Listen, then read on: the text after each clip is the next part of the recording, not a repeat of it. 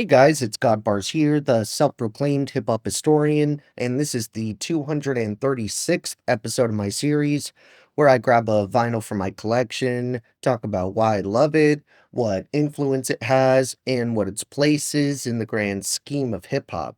So keeping to the theme of classic, monumental pieces of hip-hop that came out in 1994, today we have an album that I've often seen painted as the slightly more underground counterpart to Nas's Illmatic, and I can definitely understand why, since these LPs share a good amount of qualities outside of dropping the same year. For example, both feature MCs that were way ahead of their time in terms of delivery, wordplay, and flow, and both displayed a knack for technical proficiency as well as vivid storytelling among numerous other talents. I've covered a couple releases from DITC or the Diggin' in the Crates crew, but upon reflection, I definitely could have discussed more of the members before now, considering how before this point I had only done reviews for Lord Finesse's The Awakening and Big L's Lifestyles of the Poor and Dangerous. Fortunately, I do have some other projects that came out of this legendary collective, a couple of which are actually coming up a little later in this set of 90s LPs, like Showbiz and AG's Runaway Slave, or Diamond D and the Psychotic Neurotics with Stunts, Blunts, and Hip Hop. While those are some of the albums people consider to be the cream of the crop for releases by members in the collective, there's probably a good dozen other DITC related projects I either haven't found the time to cover or just haven't gotten my hands on at the time of filming this. However, when it comes to OC's solo debut here, I would definitely put it in the top 3 for albums to come from DITC members. Really, the only reason this classic didn't make quite as much of a splash upon release as it could have is due to 1994 being dominated by so many high-profile, game-changing LPs.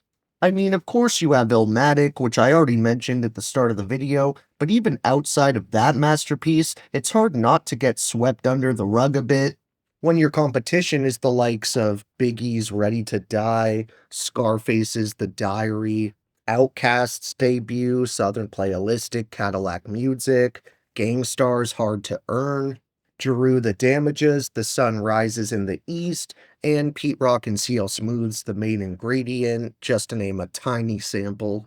While Word Life may not have had the massive sales or impact some of those other albums did, it's managed to age like fine wine both sonically and content-wise to such a degree I would say it holds up just as well if not better than every other album I mentioned from 94. Sonically, this LP is top-notch, with insanely clean mixing and the immersive instrumentation, building the perfect groundwork for OC to show and prove lyrically, which he consistently does all across his discography. You also have to commend this dude's ear for production, because he always seems to pick beats that complement his style and vocal tone, and one interesting little fun fact about an interlude on Word Life is it later got used in a different context nearly a decade later, when Just Blaze reimagined and kind of reinterpolated that same sample for Jay-Z's public service announcement or PSA interlude off the Black Album. While the overall aesthetic on OC's debut here is jazzy for the most part, we still get a pretty wide range of sounds and ideas, and topics like life and death are explored constantly. In fact, they're pretty much woven into the LP as main themes. One moment that really emphasizes this comes on the track Born to Live, where OC is being pretty introspective and personal across the entire thing, but I specifically wanted to share his third and final verse, particularly the part where he says, "Now, when somebody is gone, that's when you realize how close you was, how close you are, like a star, real deep it takes time to heal, and still from time to time, you wish you could find the way to forgive, and let him know you forgave, but they can't feel 6 feet deep inside the grave. What's left but attend his wake, believing if it was you, he'd do it for old time's sake. Damn, I'm disturbed by the news when I was told I was sittin', knowing damn well Boo ain't bullshittin'. My life flashed like big bills of cash, good times we had, now it's all so sad. One of my childhood pals hit the road. When you take to the streets, then you die by the code.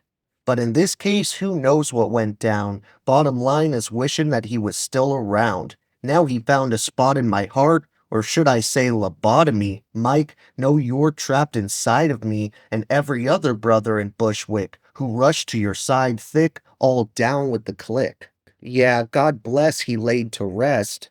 Call him Mike Boogie, that's what describes the man best. The timeless production on this album is handled by a small pool of legends, including DJ OG, Buck Wild, Lord Finesse, and Organized Confusion, which is pretty fitting considering Pharoah Monch and Prince Poe are the only featured artists on Word Life. When it comes to my top 3 favorite tracks overall on here, I whittled it down to Time's Up, Point of Views, and Born to Live remix. Then for honorable mentions, I wanted to recommend songs like Creative Control, Ozone, Constables, No Main Topic, Ma Dukes, Story, Outro, and the title track. Thank you for watching my 236th video. Next up, we have a West Coast legend who helped jumpstart the careers of many other greats. So check for that video, and if you enjoyed, be sure to like, subscribe, and let me know what you know and how you know.